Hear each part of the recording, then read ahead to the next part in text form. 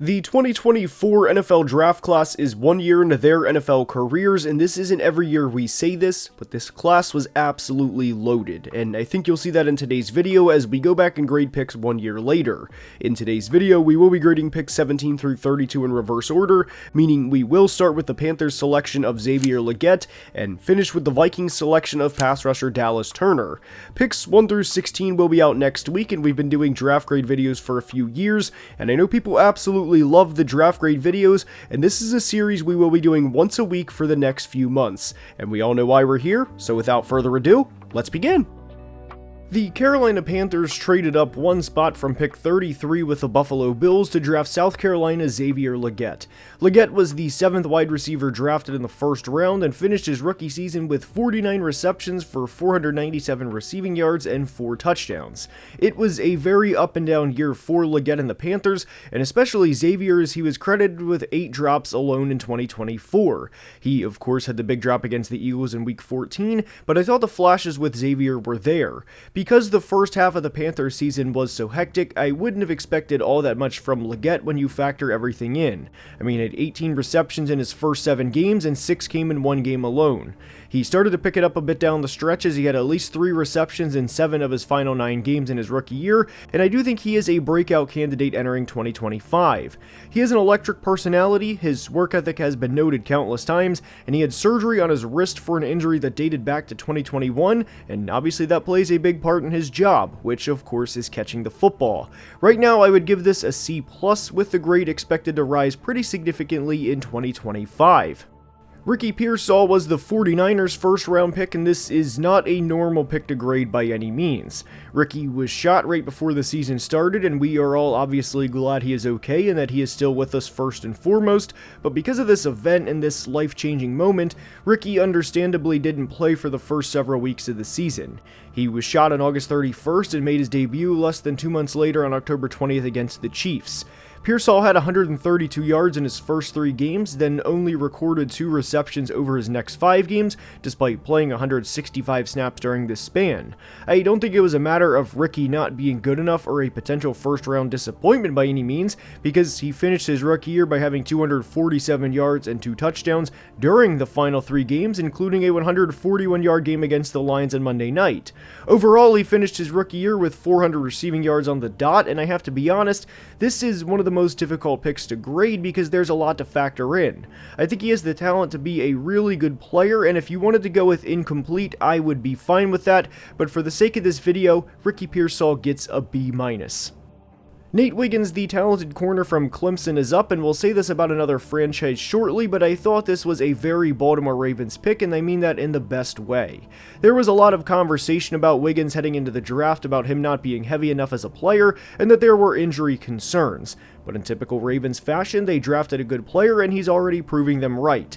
I honestly think Nate had a pretty underrated year and is not being talked about probably the way that he should be. And it makes sense with some of the other defensive players in this class, but outside of a few penalties here and there, which is going to happen for every corner at times, let alone a rookie 21-year-old corner in the first few games of his career, the year he had was pretty positive all things considered. He didn't miss as many tackles as I thought he would with the size concerns, at least it wasn't noticeably high compared to other players, and I think the Ravens have a starting corner for the next couple of seasons. Not an elite rookie season, but a very good one, and we give this an A-. Tyler Guyton was the 8th tackle selected in the 2024 draft and was also making the transition from right tackle, which he played at Oklahoma, to left tackle, and at times he played like it. He was welcomed into the NFL by the one and only Myles Garrett and was attributed with allowing a sack in each of his first 4 games. However, after getting through the first 4 games, he only allowed 2 sacks for the remainder of the year, and I do think he got better as the season went on. He was only 22 years old during his rookie season and also battled injury, and like you would expect from the 8th tackle selected in a draft class, there was a lot of growing pains. He had 8 penalties as a rookie, which is obviously not good, but I would also argue he was set up to fail in some ways, as he was a right tackle in college, then switched to an incredibly difficult position to play, and was basically told to go make it happen. I think that needs to be noted because there were flashes from Guyton, but I don't like the way the front office handled this in a myriad of ways. 1 year later, this is a C+. The Kansas City Chiefs traded up in the draft to go get the speedster Xavier Worthy, and in his rookie year, Worthy would go on to have 742 total yards and 9 total touchdowns. His usage was always going to be interesting to me because I didn't know how Kansas City would get the ball in his hands. He opened the year against Baltimore with a 2-touchdown game, then was quiet for a few weeks before having a 73-yard game against the Chargers. KC really started using him around week 10, and he became a more prominent player in the offense down the stretch of the season. If you took the final 7 games he played in 2024 and translated to a full 17-game season, he would have been on pace for 95 receptions, 952 yards, and 7 receiving touchdowns, along with an additional 163 rushing yards and 2 rushing touchdowns. Obviously, with who his quarterback is, the sky is the limit for Xavier, especially in this offense. He is only 21 years old, and I can't wait to see what he does in 2025 because I think he will progressively get better. This was an all-time receiving class, and 1 year later, this is a B+. Darius Robinson was the Cardinals' second first-round selection of the night, as their first was of course used on wide receiver Marvin Harrison Jr., and unfortunately Darius didn't make his debut until week 13 against the Vikings. In those 6 games he had 10 total tackles and a sack. He missed most of the year due to a calf injury, and a lot of the time you see rookie defensive linemen gradually get better as the season goes on because they get more and more accustomed to the NFL and what it requires each and every week, especially in the trenches. But because Darius missed most of the year, this was effectively a redshirt year for him, and he only played 184 total snaps. He was adjusting to the physicality of the NFL and also had a personal tragedy mixed in with this. I bring this up because there was a lot going on here with Darius Robinson in his rookie season, and he didn't start a game during his rookie season while recovering from injury. It was good to see him get his feet wet in 2024, but 1 year later, this is incomplete. Graham Barton was a prospect I liked a lot coming out of Duke, and I thought for sure that Green Bay was going to snatch him up 1 pick earlier than Tampa Bay did. Obviously, Baker Mayfield had a tremendous season as he threw for over 40 touchdowns. Tampa fans know this, and this is a common theme with the Bucs, but I don't think that was discussed enough. Some of Baker's success can absolutely be attributed to the center of the pocket consistently being clean, and Graham Barton played a big part within that. I am a firm believer that if an offensive lineman is having success, and consistent success at 21 or 22 years old, then I think they will continue to be a good player because of how difficult it is to play offensive line in the NFL, let alone at such a young age. I think he'll rebound from an early snap against the Commanders in the playoffs, and I also don't think that should impact his grade at all. I like Graham Barton a lot. He had a good rookie season, and this is an A-. Jordan Morgan, the versatile offensive lineman from Arizona, was the Packers' first-round pick, and he played sparingly at right guard during his rookie season. He only started 1 game, which was against the Lions in Week 9, and actually started at left guard before being placed on injured reserve with a shoulder injury. He was fine when he played, but only logged 186 snaps during his rookie season, and only recorded 1 start. He only played 30 snaps or more in a game twice, and if I had to give a grade here, it would probably be a B+, but I'm not going to force a grade on a player with a pretty limited sample size. I liked Morgan a lot as a prospect, and I think he will be fine in 2025 and beyond, assuming he stays healthy, of course. For now, an incomplete grade. Terrion Arnold was the Lions' first-round pick, and I liked this pick a lot when it was made because I thought corner was one of the Lions' biggest needs entering the 2024 draft, and I also liked that they traded directly in front of the division rival Packers to go get who they thought was their guy. Terrion played most of his rookie season, and like you would expect from a 21-year-old rookie corner, there were a lot of ups and downs. He had several penalties early on, and there were some people that saw those penalties early on and assumed that's how the rest of his rookie season went, but that wasn't the case. He had 8 penalties called on him in the first 4 games of the year, but only had 2 the rest of the season. It was not all sunshine and rainbows from week 4 on, but I think there is something to build on as he enters year 2 at just 22 years old. Admittedly, I probably would have liked to have seen a little more from him, but to say he's a bust or disappointing player after 1 year would be pretty ridiculous. I'll be eager to see how Terrion and the defense plays in 2025 with a new defensive coordinator, and for now, this is a B.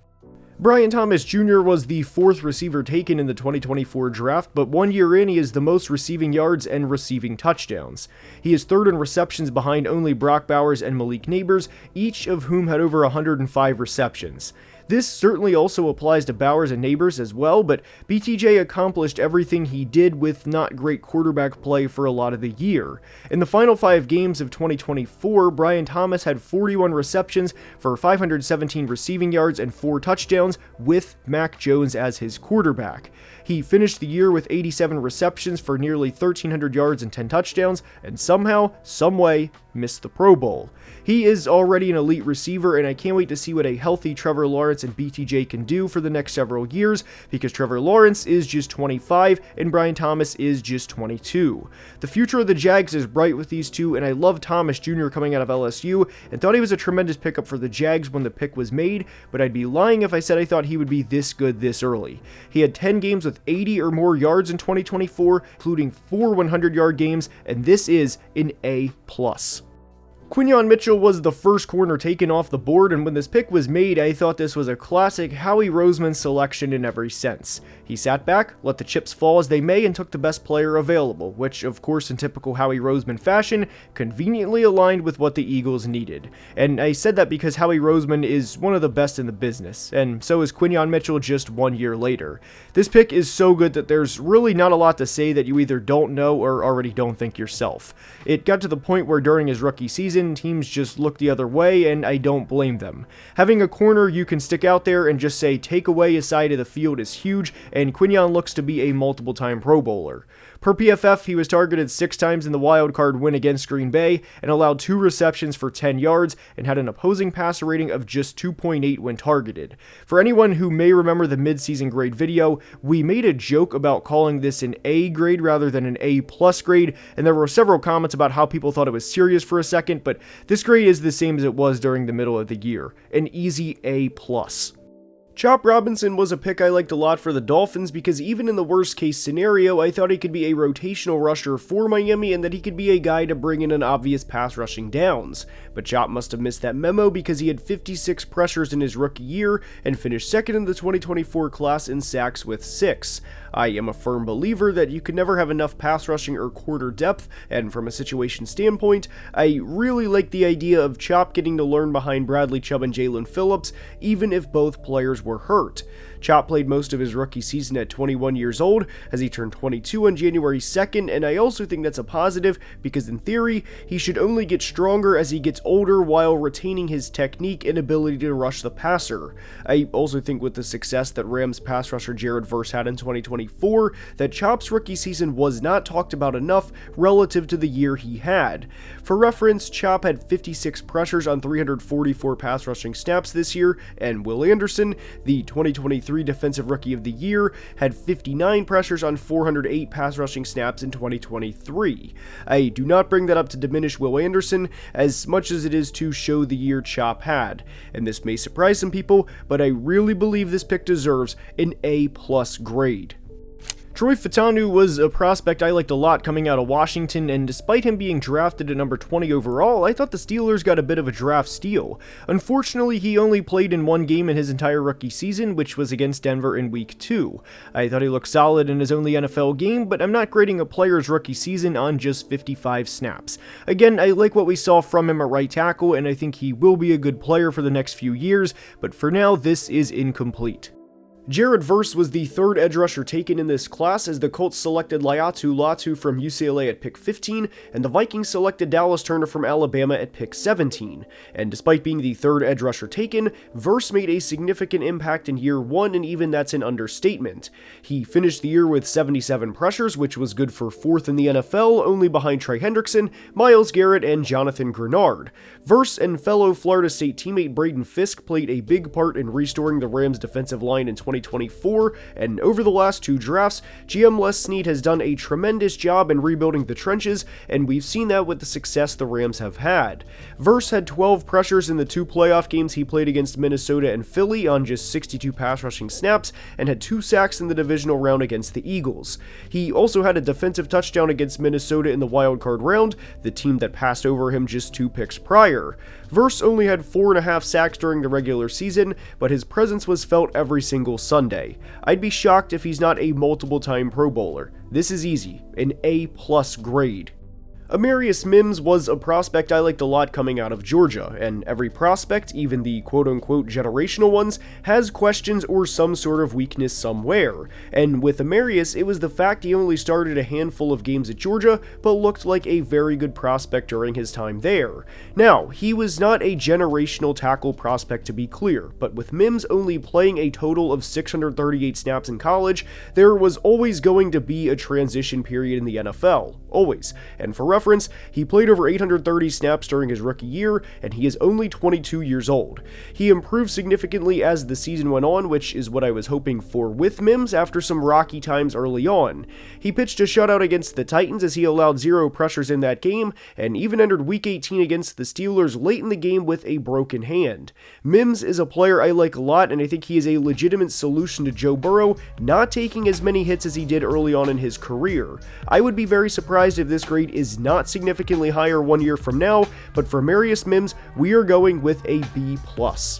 Dallas Turner was the Vikings' second first-round pick of the night, as they of course selected quarterback J.J. McCarthy earlier in the draft. With Dallas specifically, there needs to be context because it's not every year where you are a first-round pick at edge and have two teammates both finish in the top 10 in sacks in Jonathan Grenard and Andrew Van Ginkel, both of which made the Pro Bowl. That is brought up, of course, because when you have not one, but two Pro Bowlers in front of you, especially at just 21 years old, that's going to limit your playing time. I also think this pick was made for the future, and that Dallas was always supposed to contribute in a big way in 2025 and beyond. However, I do think he was underwhelming when he played outside of a few splash plays here and there, and the Seattle game was a big one for him. I think he is in a great situation to thrive long term, and ultimately I think he will, but his rookie year wasn't great, and 1 year later this gets a C. I hope you enjoyed the first draft grade video, and if you did, please like and subscribe as we are trying to 200k subs by the 2025 draft, and picks 1 through 16 will be out next week. And until next time, as always, please be safe and have a great day. Love you guys.